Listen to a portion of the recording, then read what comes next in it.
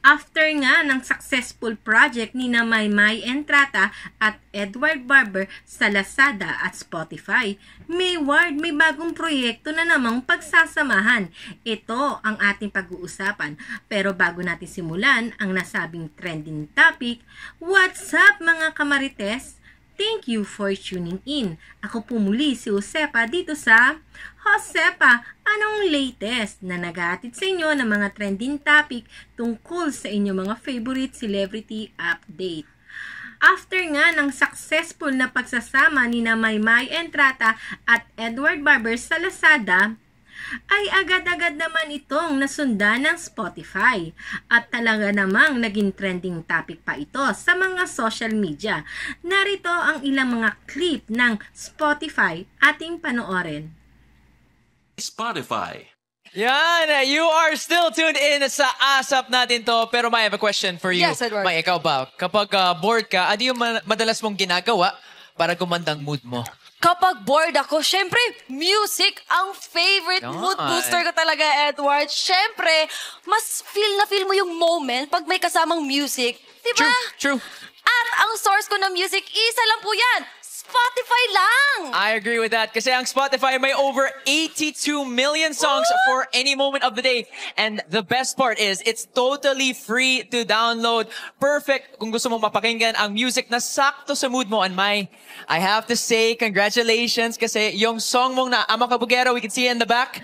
Diba? Nakakatuwa. Ang ganda ng batuhan nilang dalawa, diba? At talaga namang pag magkasama si Maymay Entrata at Edward Barber, buhay na buhay talaga, diba? Kita mo naman, talagang alive na alive yung show. Kasi sa yung lifting up nila at batuhan ng mga script, talaga namang ang sarap panoorin at ang sarap pakinggan, diba? O, eto, tuloy natin yung nasabing video. Nakakamiss din naman talaga ang Mayward na magkasama, diba?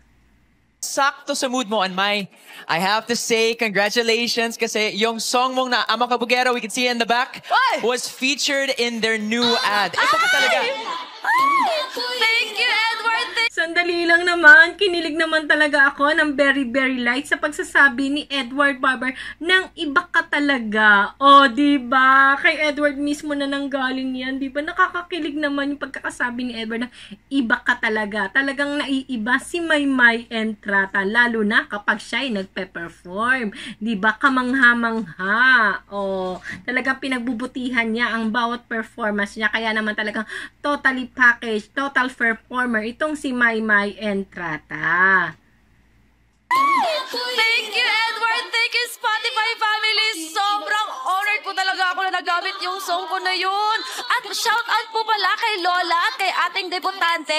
Kung umulan din naman sa debo ko, ikugo ko pa rin, oh. Party pa rin! Oh, speaking of that word, party, kakaibang party vibes naman ang hatid sa ating ng dalawa sa pinakamainit na P-pop groups ngayon, ang BINI at BGYO. Kaya naman, mga pamilya, Let's watch this. Oh, eto na nga mga kamarites, may bago na namang pagsasamahang project sina Maymay Entrata at Edward Barber at mapapanood na natin ito mamaya. Yes, mapapanood na natin ang Star Magic Launch Season 2 na ang guest ay si Maymay Entrata at ang host lang naman ng naturang show ay sina Edward Barber at Eric Nicolas. Mamaya na po ito, July 28, Thursday at 8 p.m. At mapapanood natin ito sa Facebook at sa Kumu ng Star Magic Philippines. O, diba may bago na naman tayong aabangan kina Maymay Entrata at Edward Barber at muli na namang magkasama ang Mayward. Yay! Hindi man as a love team pero at least hinahasa nila ang kanilang mga talento as an individual.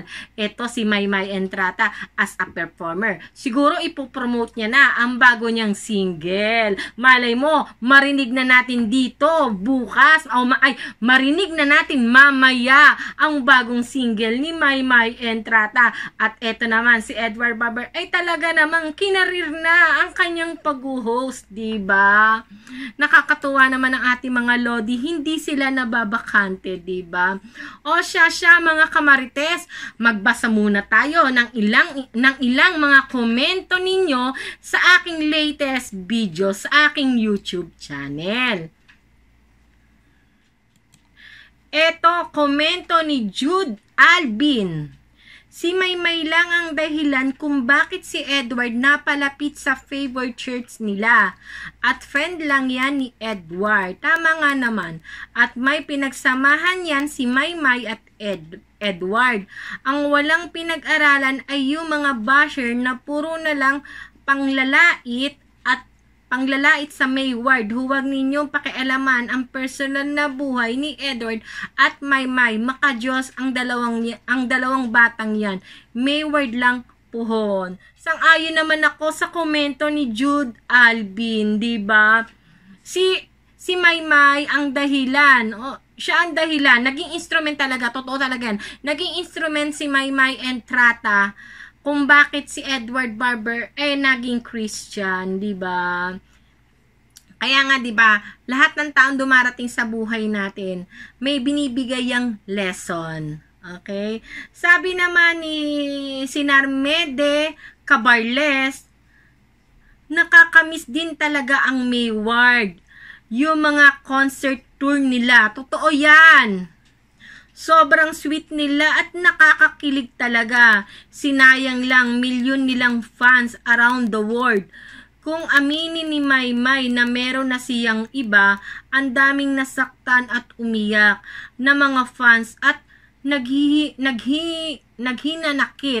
Pwede naman sanang ilihim na lang niya alang-alang sa mga fans na halos mabaliw sa pagsuporta at paghanga sa kanila.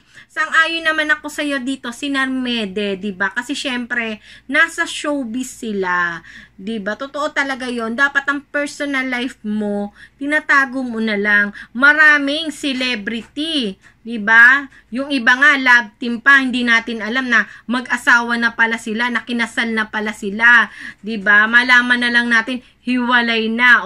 Talaga pag nasa showbiz ka, ang personal life mo dapat pina-private mo na lang kasi maaapektuhan talaga ang showbiz career mo, lalo na kung ikaw ay nasa isang love team. Eto, sabi ni Jude Alben, ang alam ko lang na girlfriend ni Edward na ka-churchmate niya ay walang iba kundi si Maymay lang. Ang siya ring nagdala kay Edward sa favorite church at ngayon isa ng Christian si Edward. Si Maymay lang ang nagturo kay Dodong. Excuse me. Si Maymay lang ang nagturo kay Dodong na mapalapit sa Panginoon.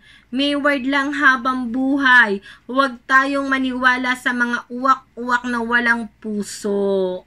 Di ba? Paano mga kamarites? Ano ang inyong masasabi sa muling pagsasama ni Maymay Entrata at Edward Barber? Teleserye na ba ang kasunod nito o movie na? Ito na ba ang simula ng tambalang Mayward? Magkakaroon na kaya o matutuloy na ang teleseryeng kay tagal na nating inintay? I-comment nyo na yan at huwag nyong kalimutang mag-subscribe. I-click ang ring button para lagi kayong updated sa mga latest video ko. Paano mga kamarites? Hanggang sa susunod na trending topic kina Maymay Entrata at Edward Barber. Ako po muli si Josepa. Hanggang sa muli. Paalam!